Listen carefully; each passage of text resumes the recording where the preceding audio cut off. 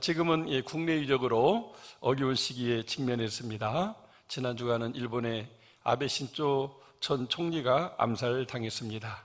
외로운 늑대, 저 사람 때문에 나와 내 가정이 못 살게 되었다, 죽이자, 그렇게 해서 단독 범행으로 전 총리를 암살했습니다. 러시아의 침략 전쟁으로 우크라이나 땅에는 수많은 사람들이 죽어가고 있습니다. 매일 계속되는 전쟁의 폭격과 민간인 지역이나 학교나 이런 또 병원까지도 미사일로 폭격하고 있기 때문에 참 셀 수 없이 많은 사람들이 비참하게 죽어가고 있습니다. 이제 전쟁이 오래 끌어지고 또 나토를 통해서 또 수많은 무기가 공급되어져서 이제 대등한 전쟁을 하다 보니까 이제 러시아는 전술 핵무기 사용을 계속 이렇게 엎어놓고 있습니다. 만약 핵무기를 쓰면 나토는 자동 개입이 되어서 전쟁을 세계대전으로 확전될 수 있다고 하는 사실을 많은 전문가들이 말하고 있으면서 우리도 휴전 국가로서 언제 이런 불똥이 우리에게 떨어질까 우리도 걱정이 드는 시대를 살고 있습니다. 그 여파로 고유가 또 고물가 시대가 도래해서 그렇게 많이 수출하는데도 이제 무역 적자가 계속해서 발생하고 있습니다. 친구 목사님 중에는 경유차를 사도 5, 6년 쓰다 보면 그 기름값 차이가 있어서 경유차 좋다 했는데 요즘은 막 후회하는 얘기를 들어봅니다. 우리 휘발유 값보다 경유차가 더 비싸가지고 자기가 생각을 잘못한 것 같다고. 우리가 감히 생각도 못했던 그런 일들이 이렇게 밤사이 또 우리가 사는 시대 속에서 이렇게 나타나고 있는 것을 보게 됩니다. 이제 코로나가 좀 안정되는가 했더니 전국적으로 한 1000명 단위 이하로 떨어지는 그런 추세가 있어서 얼마나 기뻐했는데 이제 또 한 달 오간에 2만 명 시대로 돌아서서 아까 본 영상대로 우리 청소년들이 중고등부 수련일 정말 제대로 할 수 있을까? 이번 15일쯤 국가 또 어떤 대응책을 이야기한다고 하는데 제일로 걱정이 되기도 합니다. 정말 우리가 이런 어려운 시대를 살아가고 있습니다. 어떻게 살아야 될까 하는 저희들이 이런 고민을 안고 전교회 특별 새벽기도로 지난 한 주간 모이게 됐는데 감사한 것은 40-50명씩 참석했는데 금요일까지 계속 그 숫자가 유지됐어요. 옛날에는 특별 새벽기도 하면은 처음 한 2-3일간은 그 정도 모이다가 갈수록 줄어들어서 이제 금요일 날 되면 절반으로 줄었는데 그게 처음부터 끝까지 시종여일했다고 하는 거예요. 그래서 이렇게 특별 새벽기도를 그냥 3일로 줄여서 했었는데 우리가 또 하반기를 앞두고 영적 무작위 더 필요하고 더 기도하는 사람의 기도가 더 합쳐져야 되기 때문에 특별 새벽기도로 한 주간 했는데 이렇게 많은 분들이 함께 동참해 주셔서 정말 우리 기도가 하나님께 상달된 줄로 믿습니다. 특별히 이제 마지막 닷새째 날 오늘 지금 이 본문을 가지고 새벽 설교를 하게 됐는데 이번 주 설교를 어떻게 하고 또 하반기 동안 어떤 말씀을 붙잡고 살아가야 됩니까? 하나님께 기도했더니 오늘 말씀 중에 14절 말씀을 저에게 주셨어요. 그래서 오늘 14절 말씀만 가지고 설교할까 생각을 했는데 연결된 본문이기 때문에 우리가 함께 교독하는 것이죠. 14절 같이 한번 더 읽어보겠습니다. 시작. 이르시되 내가 반드시 너에게 복주고 복주며 너를 번성하게 하고 번성하게 하리라 하셨더니 하나님께서 반드시 복준다, 번성하게 한다 이렇게 약속을 하는데 여기 복주고 복주며 번성하게 하고 번성하고 이렇게 두 번씩 강조하는 것은 반드시 그렇게 하겠다고 하는 강조점을 표현할 때 히브리적인 어법으로 그렇게 이야기되고 있습니다. 이 말씀을 하나님께서 아브라함, 믿음의 조상 아브라함에게 주셨거든요. 그때 아브라함은 이 말씀을 나에게 주신 하나님의 말씀으로 붙잡고 그 말씀을 붙잡고 또 그 말씀에 붙잡혀서 살아가게 될 때 그의 하루하루뿐만 아니라 일생 다가도록 그 말씀이 그로 하여금 그 말씀대로 되는 그런 기적을 체험하게 만들어 주었습니다. 우리가 하나님의 말씀을 붙잡고 사는 것과 그냥 말씀 붙잡고 살지 않는 것에 어떤 차이가 있을까요? 말씀을 붙잡고 살지 않으면 이제 자기 생각으로 살게 됩니다. 일반인들은 자기 생각대로 사는 거죠. 그런데 우리 믿는 사람들은 하나님의 말씀대로 사는 존재거든요. 그러니까 우리는 하나님 말씀대로 붙잡고 살아야 되는데 그 말씀 붙잡고 살지 않으면 자기 생각대로 우리로 살게 돼요. 그럴 때 우리 삶에 혼돈과 혼란이 오게 됩니다. 막 삶이 갈등하게 돼요. 그래서 우리는 그리스도인이라고 하면 예수님을 주인 삼은 사람이기 때문에 주님을 주인 삼고 그분의 생각, 그분의 말씀, 그분의 뜻을 추구하며 살아가는 것이 그리스도인인데, 그렇게 살면 주님이 우리를 통치하시고 우리를 인도하고 보호하고 또 부유하신 이로서 가난하게 되셔서 우리를 부유케 하려고 하시는 주님의 그 목적대로 우리의 삶이 복되고 번성하게 된다, 그 말입니다. 그런데 우리가 자기 본유로 자기가 자기 인생의 주인이 되어서 자기 마음대로 살게 되면 결국은 주님의 왕되심이 무너지면서 우리의 모든 영적인 질서가 무너지면서 우리 육신의 삶도 혼란과 근심과 걱정과 허무 가운데 실패하는 인생을 살게 되는 것입니다. 뿐만 아니라 우리 인간은 이 환경에 또 이렇게 지배받는 존재야. 환경의 영향을 따라서 우리가 반응하면서 살아가게 되는데, 하나님의 말씀을 붙잡고 살지 않으면 그 환경이 우리를 계속해서 이렇게 불만을 가지고 또 불평하면서 이렇게 불신하고 불순종하는 이런 삶을 살아가게 됩니다. 내 삶의 여건이 이런데 하나님이 그렇게 여건을 만들어 주신 거 아니야? 그러니까 나는 하나님의 말씀대로 살지 않고 그냥 내 생각대로 살 거야 하면서 환경에 적응하면서 환경을 따르는 삶을 살다 보면 믿음도 식어지고 소망은 줄어들고 결국 냉랭한 사랑이 식어져서 하나님 없는 그런 삶을 살아가게 됩니다. 그 결과는 결국 우리가 그 환경에 지배받는 인생을 살게 되면서 우리는 이렇게 복받고 번성하는 삶을 살지 못하게 되는 것입니다. 그러나 하나님 말씀 붙잡고 살면, 말씀이 곧 육신이 되신 예수님이거든요. 말씀이 우리 안에 살아있고 그 말씀을 통해서 우리 주님이 보혜사 성령으로 이렇게 역사하시게 되면 우리가 주님과 동행하는 삶을 살게 돼요. 주님을 기쁘시게 하는 목적을 가지고 환경의 도전이나 육신의 정욕이나 안목의 정욕, 이생의 자랑을 이렇게 물리치면서 정말 예수님을 주인 삼고 또 주님을 바라보면서 이렇게 살아가게 되는 것입니다. 이 앞에 있는 이 아름다운 꽃이 이렇게 향기를 바라고 아름다운 모습을 보이는데, 이 꽃들이 만약 이 태양빛을 받으면서 태양을 바라보고 살지 못한다면 어떻게 될까요? 시들어버리죠. 추워서 얼어버리게 되겠죠. 그러나 그 태양빛 안에서 이 모든 생물과 식물들은 삶을 살고 복받고 번성하게 되는 것입니다. 바로 하나님의 말씀, 우리 주 예수 그리스도는 우리 인생의 태양과 같은 분이셔요. 그래서 그 주님을 바라보며 그 주님과 함께 그 주님의 말씀을 붙잡고 살아가게 되면 태양이 온 누리를 비치듯이 우리의 삶의 구석구석을 비추면서 우리 속에 생겨나는 불신이나 또 부정적인 생각, 또 우리 주변의 환경, 이런 것들을 극복하면서 승리하는 삶을 살아가게 만드는 것입니다.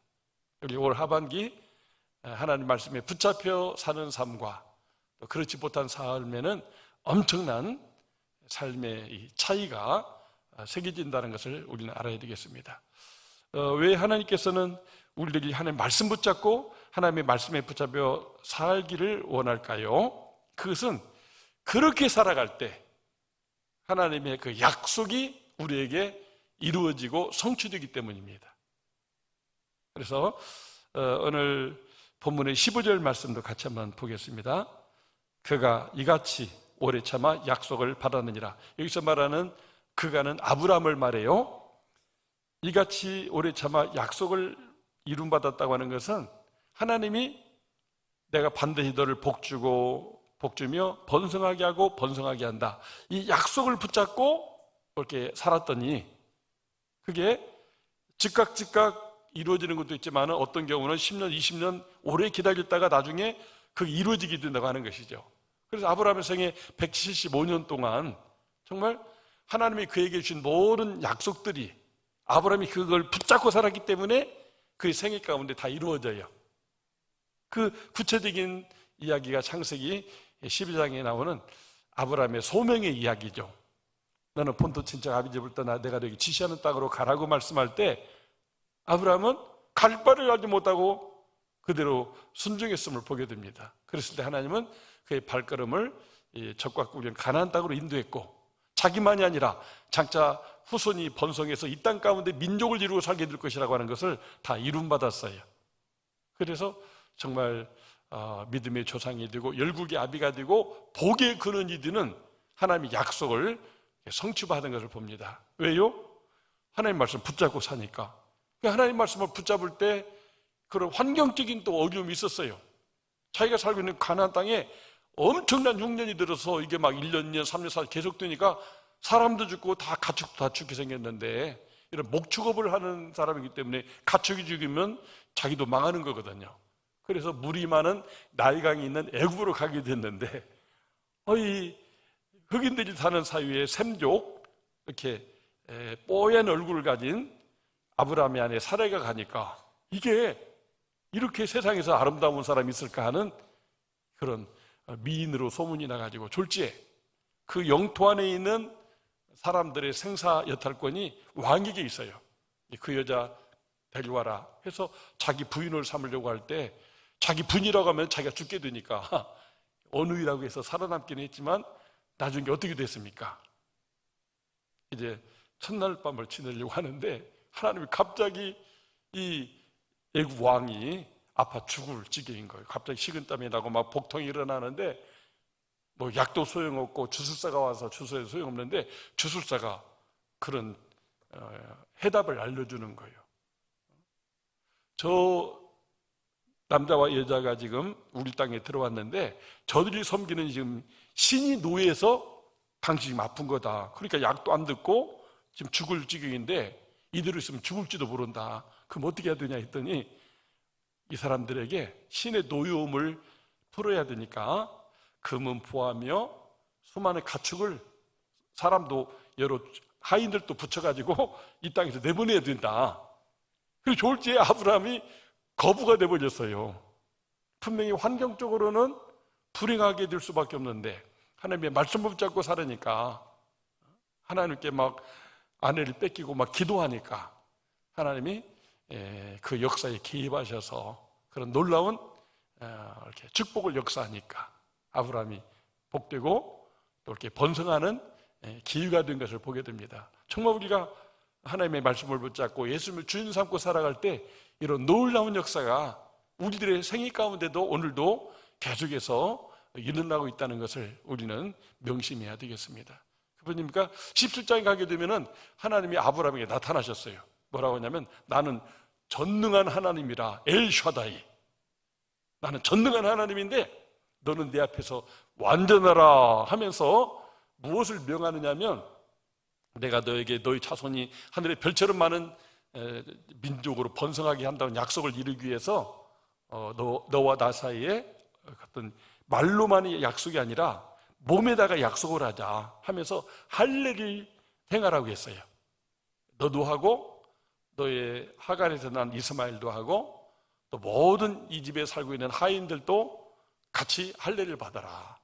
그래서 아브라함은 그 말씀에 순종하고, 나중에 이삭이 태어났을 때 갓난아이가 8일밖에 안 됐는데 그 8일 된 갓난아기를 올라말하면 포경수술을 하는 할례를 행했어요. 지금도 유대인들은 전 세계 어느 곳에 있든지 이 할례를 받습니다. 그러니까 우리는 하나님의 약속된 백성이다. 이게 말로만 약속한 백성이 아니라 우리 몸에다가 하나님이 이 문신을 해놓은 거예요. 그래서 나는 항상 하나님의 백성이고 하나님 말씀 따라 살아야 된다, 이것을 말씀하셨는데, 그게 바로 하나님 앞에 완전하게 되는 것이라고 그랬어요. 우리 신앙인이 어떻게 행위적으로 완전할 수가 있겠어요? 그러나 하나님은 말씀대로 순종하는 사람은 완전하다고 보는 것이죠. 이렇게 살아가게 될 때 마침내 99세에 나타났던 하나님이 100세에 아들 이삭을 낳게 하는데, 그 이삭이 이제 큰데 너무나 이쁜 거예요.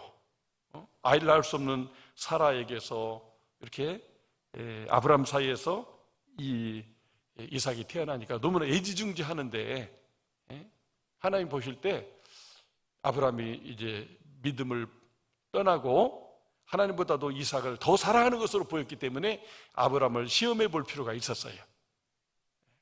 그래서 네 독자 이삭을 저 모리아산에 데리고 와서 번제물로 바치라고 이렇게 말씀을 해주셨습니다. 그 말씀 듣고 순종한다는 것은, 그 말씀 붙잡고 산다는 것은 이삭을 죽여야 되는 거예요. 그래야 어린 양을 잡아서 제사를 드리듯이 자식을 하나님께 제물로 드리는 거니까. 근데 성경의 창세기 22장에는 사흘길을 갔다고 돼 있어요. 사흘길. 그 사흘길이 얼마나 갈등되는 시간이 있겠어요. 한번 입장 생각해 보세요. 자식을 못 낳는 몸인데 기적으로 자식을 낳았는데, 이제 한 13살 된 아이를 제물로 바치라고 하니까 이게 정말 하나님의 말씀이 맞는가? 또 하나님 이렇게 야비하고 이렇게 참 자식을 제물로까지 받아야 되는가? 이게 하나님 말씀이 아닐지도 몰라. 어이구, 하나밖에 없는 자식 죽으면 내 대가 끊어지게 되는데 그럼 무슨 하늘의 별처럼 많은 민족이 되는 거야? 얼마나 의심이 되고 막 갈등이 되겠어요.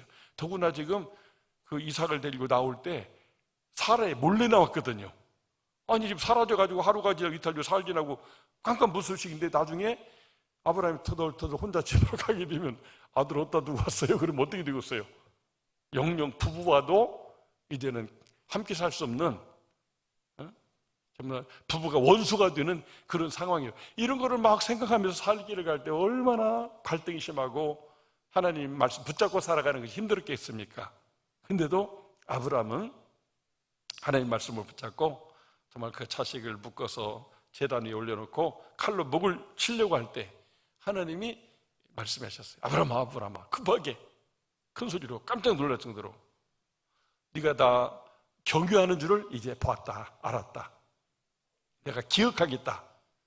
그러면서 이 뿌리 저런 가지에, 나무가지 걸리는 순양을 준비해 놨다가 그 양으로 대신 이렇게 제사를 드리도록 하고 이삭은 죽지 않고 살아나도록 만들어 주셨어요.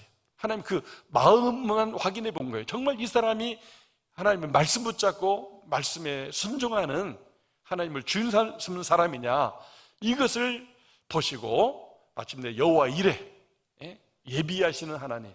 그래서 아브라함에게 약속한 모든 것을 그 자손들에게 다 이루어진다. 이삭도 그 믿음을 계승하고 있으니까 이삭도 축복해서 그 복되고 복되며 번성하고 번성하게 하는 일을 계속하게 해주겠다 했는데, 그 믿음을 따라 이삭도 야곱도 요셉도 그렇게 하나님의 말씀을 붙잡고 순종하는 삶을 살게 되니까 이렇게 큰 민족이 되고, 또 이렇게 하나님의 축복의 통로가 되어서 또 온 인류가 구원 얻는 그 혈통 가운데 예수 그리스도가 와서 우리를 구원하는 역사가 이루어지게 된 것입니다. 할렐루야. 하나님의 말씀을 붙잡고 살아갈 때 당장은 나한테 손해가 되고 도무지 그렇게 할 수 없는 여건이에요. 환경이에요. 그런 것을, 자기라고 하는 것을 내려놓고 환경을 극복하고 하나님 말씀을 우선하고 말씀에 순종했을 때, 먼저 그의 나라와 의를 구했을 때 하나님께서 복에 복을 주고 번성하고 번성하게 하는 역사를 이루게 하셨다고 하는 것입니다. 그럼 우리가 내가 반드시 너를 복주고 복주며 번성하고 번성하기 위한 이 말씀 붙잡고 살아가되 어떻게 살아야 되느냐? 오늘 이 히브리서 기자는 유대인 아브라함의 자손으로 있다가 유대교를 이렇게 버리고 이제 예수를 믿는 기독교인이 됐는데, 문제는 시간이 많이 지나면서 다시 기독교를 버리고 유대교로 돌아가려고 하는 사람들이 많았어요. 그들에게 히브리서 기자는 누군가는 알 수가 없는데 아마 사도 바울의 영향을 많이 받은 사람 같아요. 그래서 오늘 말씀해 보게 되면 사도 바울이 그런즉 믿음, 소망, 사랑 이 세 가지는 항상 있을 것인데 그 중에 제일은 사랑이라. 오늘 찬양대 사랑은 영원하다고 지금 하나님을 찬양하지 않았어요? 그래서 이 믿음, 소망, 사랑을 강조하고 있어요. 그래서 히브리서 마지막에 보면 이제 히브리서 결론이 믿음장, 소망장, 사랑장인데 히브리서 11장은 믿음장, 12장은 소망장, 13장은 사랑장으로 이렇게 구분이 되어 있어요. 즉 이 본문에도 그런 부분이 나타나 있음을 우리가 보게 되는 것입니다. 하나님의 복주고 번성한다는 그 약속을 붙잡고 어떻게 살아야 되느냐? 믿음으로 살아야 된다고 하는 거예요. 그래서 오늘 본문의 믿음이라고 하는 말이 12절에도 15절에도 나와 있는 것을 보게 되는 것입니다. 전능하신 하나님을 믿고 그분이 우리를 사랑하셔서 구원자로 보내신 예수님을 믿고 또 그분의 말씀을 우리가 붙잡고 순종하며 살아가게 되면 그 믿음이 결국은 전능하신 하나님으로 하여금 그 전능을 행하게 한다고 하는 것이죠. 그리고 이 믿음을 가지고 아브라함도 복받았지만 얼마나 많은 사람들이 믿음으로 살아서 맨주먹으로 시작해가지고 큰 재벌이 되고 세계 역사를 움직이는 선한 영향력을 끼친 사람들이 많은지 모릅니다. 우리도 이렇게 믿음으로 살면, 그래서 오늘 본문에도 믿음을 이렇게 이야기하고 있는데 아브라함은 그 하나님의 그 약속을 굳게 믿었어요. 12절이니까 게으르지 아니하고 믿음과 오래 참음으로 말미암아 약속들을 기업으로 받은 자들은 복 받은 자 되게 하려는 것이라 했는데 그 믿음으로 아브라함은 그렇게 복을 받는 것이고 우리들도 끝까지 예수를 믿고 복을 받을 수 있다고 하는 것이죠. 뿐만 아니라 소망으로 사는 것입니다. 그리고 오늘 본문의 11절을 보면 우리가 간절히 원하는 것은 너희 각 사람이 동일한 부지런함을 나타내 끝까지 소망의 풍성함에 이르러. 소망의 풍성함, 소망을 가져야 풍성한 삶을 살게 된다고 하는 것입니다. 그래서 18절 19절에는 이는 하나님이 거짓말을 하실 수 없는 이 두 가지 변하지 못할 사실로 말미암아 앞에는 소망을 얻으려고 피난을 찾은 우리에게 큰 안위를 받게 하려 하심이라. 소망을 가지고 우리 주님을 찾으면 큰 안위를 받게 된다고 하는 것이죠. 우리가 이 소망을 가지고 있는 것은 영혼의 닷 같아서 튼튼하고 견고한 휴장 안에 들어가나니. 영혼의 닷, 이게 뭡니까? 닷이라고 하는 것이 배가 이렇게 바다 위에 떠 있는데 닷이 없으면 삿대 가지고 계속 저어서 가야 되니까 사람이 얼마나 힘들고 또 이렇게 느리게 됩니까? 그러나 이 닷이 탁 올라가게 되면은 그 바람에 의해서 그냥 순식간에 목표에 이를 수가 있고 또 힘들이지 않냐고 이렇게 멋진 여행을 할 수가 있다고 하는 것이죠. 근데 이 소망이 하나님이 전능하시기 때문에 우리의 꿈과 소망을 이루어질 것이다 하는 그 소망이 우리의 영혼의 닷과 같다는 것이죠. 우리가 늘 주님이 나의 소망이다 이런 믿음으로 살아가게 되면 그 소망이 우리로 하여금 이 풍파를 이기고 이렇게 항해하는, 바다를 항해하는 배처럼 우리가 승리할 수가 있게 된다고 하는 것입니다. 무엇보다도 이제 사랑으로 살아가는 것이 중요한데 여기 10절에 보니까 하나님은 불의하지 아니하사 너희 행위와 그 이름을 위하여 나타낸 사랑으로 이미 성도를 섬긴 것과 이제도 섬겨 있는 것을 잊어버리지 아니하느니라. 하나님이 사랑이신데 그 하나님의 사랑을 가지고 있는 성도들이 나보다 더 어려운 성도들을 이렇게 사랑하고 섬기고 돕는 이런 행위를 하면 하나님이 알고 기억하시고 그들에게 그런 영원한 사랑으로 이렇게 함께 할 것이라고 하는 것입니다.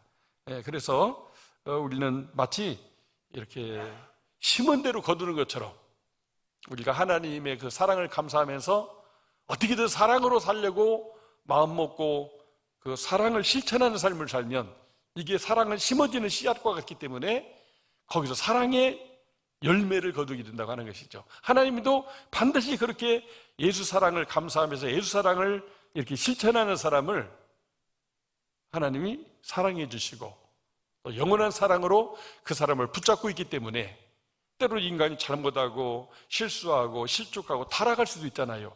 그런 사람일지라도 하나님이 다시 이렇게 회복시키시는 은혜를 베풀어서 사랑 가운데 승리하는 삶을 살아갈 수 있도록 만들어준다고 하는 것이죠. 우리는 내가 반드시 너를 복주고 복주며 번성케 하고 번성케 한다고 하는 이 말씀을 붙잡되 우리가 살아가는 기본적인 이 세 가지는 우리가 무슨 일이 있어도 실천해 가도록 우리가 힘써야 된다는 거죠. 오늘 보면 그래서 게을르지 말아야 된다는 말도 하잖아요. 항상 믿음으로 살고 항상 소망 가운데 살고 항상 비록 작은 사랑이라도 사랑을 실천하는 이런 삶이 중요하다고 하는 것입니다. 정말 이것이 우리 믿는 사람들이 가지고 있는 어떤 그 좌우명과 같아야 돼요. 저도 우리 자녀들이 학교에서 좌우명을 알아오라고 합니다. 아버지 우리 집이 좌우명이 뭡니까? 집에 가운이 뭡니까? 했을 때 바로 이 고린도전서 13장 13절 말씀을 이야기합니다. 우리는 어떻게든 믿음으로 살아서 구원받고 또 다른 사람에게 이 믿음의 돌을 전해서 구원받도록 하는 일을 해야 된다. 소망 가운데 살아야 된다. 살아가면서 수많은 어려움과 이렇게 난관이 절망이 생기지만은 소망을 가지면 극복할 수 있다. 인내하며 기도하며 하나님의 그렇게 도움의 손길을 받게 된다. 또 무엇보다도 너희가 형제니까 서로 사랑해라. 형제간에 사랑하면서 살아야 서로에게 그 시너지 효과도 생기고 또 다른 사람도 저들이 이렇게 한 형제구나.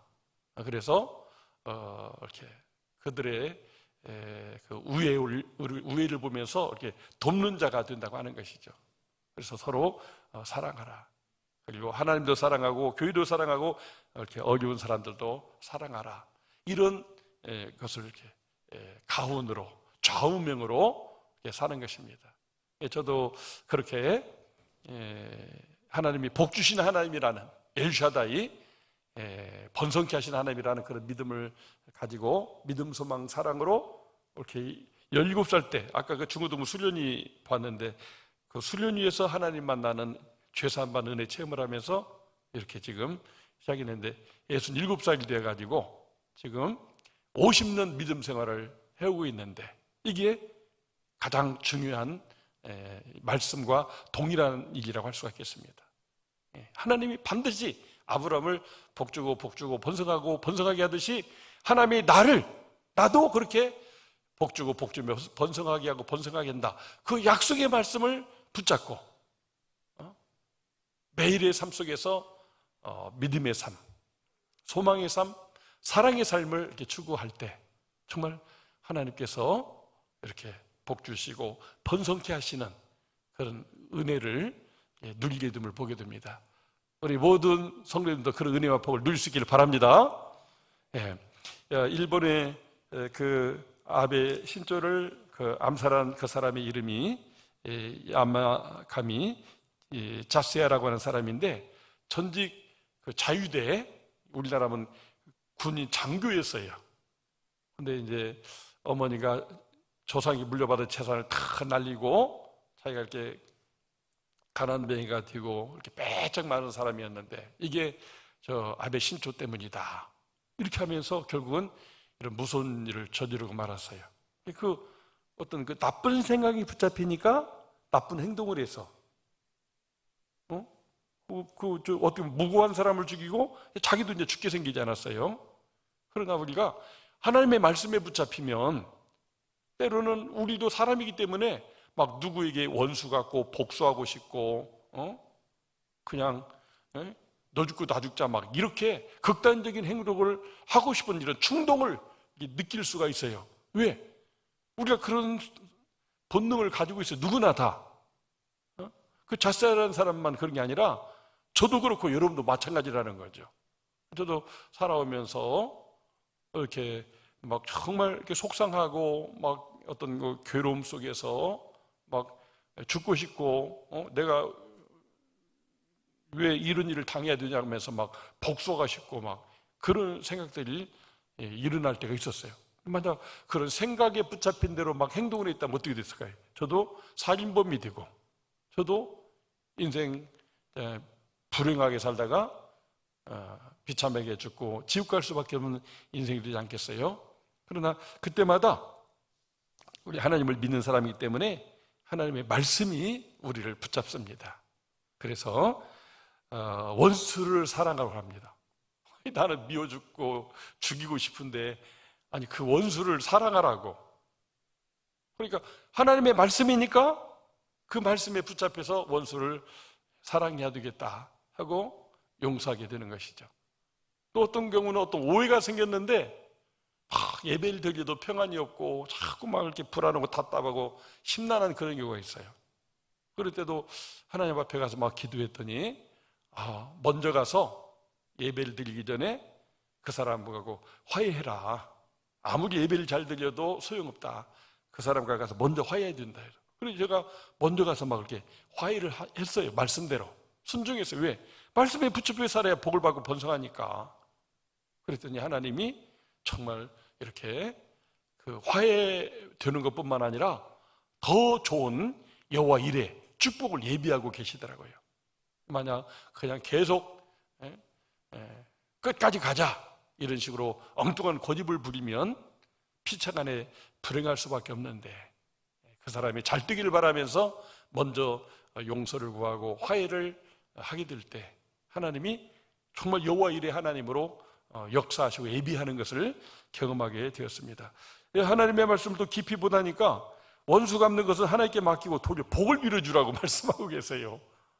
아니 나를 괴롭히는 사람은 어떻게 복 빌어줄 수 있는가? 근데 하나님의 말씀이니까 그 말씀 붙잡고 그렇게 복을 빌어주게 되니까 하나님이 더 축복해 주시는 거예요. 어떻게 보면 참 저는 시골 교회 예배당 짓고 그냥 거기 30년 목회하고 싶어서 왜? 그 시골에 300명 들어가는 예배당을 건축해 놨으니 이 예배당을 채우려면 얼마나 열심히 목회를 해야 되겠어요. 근데 뭐 시골에 있는 노인들이나 사람들 한 사람 전도하기가 하늘의 별 따기 같거든요. 이게 좀 시간을 길게 잡고 평생 목회하면서 이 예배당 300명 채우면 좋겠다 했는데 교회에서는 5년 있다 떠나가는 게 그냥 이 시골 교회의 상례라는 거죠. 머슴이 와서 쥐 노릇하면 안 되니까 5년 있으면 조용히 떠나주는 게 교회가 바라는 거래요. 얼마나 그냥 속상한지. 막 그렇게 한 거에 대해서 막 어떤 오해도 생기고 막 모함도 하고 막 집사람도 막 어떤 막 돌돌돌 막 떠는 거예요. 그냥 어떤 충격을 받아가지고 그런 상황에서 너는 내게 부르짖으라 내가 내게 응답하겠고 내가 알지 못하는 일을 내게 보이라는 그 말씀 붙잡고 막 6개월 동안 새벽마다 부르짖어 기도하고 돌려 그 고통을 주는 분을 위해서 막 더 간절히 기도를 했어요. 그랬더니 생각지도 않은 어디 갈 데가 없었어요. 시골에서 있다가 어디 시골보다 더 나쁜 어디 없더라고요. 여러 군데 알아봐도 길이 열리질 않는 거예요. 오직 하나님만 바라보고 기도했는데 하나님께서 그렇게 생각지도 않았던 서울의 종암교회로 인도해 주셨어요. 목사님께서 영남 출신 부목사님도 있고 이북 출신 부목사도 있는데 호남 충청 지역에 목회자가 있으면 좋겠다 했는데 내가 거기 딱 봐요. 호남 출신으로 충청도에서 목사가 되고 시골에서 목회 열심히 하면서 예배당도 듣다고 하는 거, 또 우리 청소년들을 또 열심히 선교해서 수백 명으로 부흥시켰다는 이런 게 딱 연결돼 가지고 와가지고 기라성들 같은 이력을 가진 분들이 저까지 5명이 그 교회 와서 설교를 했었는데 제가 최종 닥점이 됐어요. 할렐루야. 하나님 말씀 붙잡고 원수라고 생각하지 말고 도로 복을 빌어주면서 하나님께서 응답하시고 은밀한 일을 이렇게 나타낼 거니까 그때를 기다리며 기도했더니 때가 되니까 그렇게 해서 오늘 이렇게 전민들교회가 개척되고 탄생되는 이런 기적이 일어나게 된 것을 보게 됩니다. 우리는 하나님의 우리를 향한 마음은 마치 부모가 자식을 향하고 할아버지 할머니가 손자 손녀를 향하는 마음과 똑같아요. 어떻게든 잘 돼야 된다, 복 받아야 된다, 번성해야 된다. 여러분 다 그렇죠? 예. 할아버지 할머니 된 분은 그걸 더 느낄 거예요. 내가 죽어서라도 이 손자 손자가 잘 될 수 있다면 그 죽음을 선택할 수 있는 게 할아버지 할머니 내리사랑의 마음이거든요. 근데 하나님은 얼마나 인류 조상 때부터 내리사랑이 계속 오니까 여러분과 제가 얼마나 소중하고 사랑스러운 존재냐 그 말입니다. 그렇게 나를 사랑하셔서 독생자 예수 그리스도를 보내셔서 우리로 죄사함받고 구원받게 하셨는데, 그 예수를 믿는 그 믿음, 예수를 믿는 그 소망, 예수를 믿는 그 사랑으로 살아가게 되면 이 약속을 하나님이 반드시 지킨다는 거예요. 그래서 하나님이 누구 맹세할 대상이 없어요. 말로 약속하는데 그걸 보증 세울 사람이 없어. 그러니까 하나님 자신에게 내가 하나님의 목숨을 걸고 너한테 내가 이렇게 꼭 해주겠다 약속을 한 거, 이런 약속이 없어요. 그래, 이 히브리서 6장 14절은 아브라함이 붙잡은 것처럼 우리가 꼭 붙잡고 살아야 될 말씀이에요. 이 말씀 붙잡고 올 하반기 믿음, 소망, 사랑으로 살아가는 여러분과 제가 되기를 주의 이름으로 축원합니다.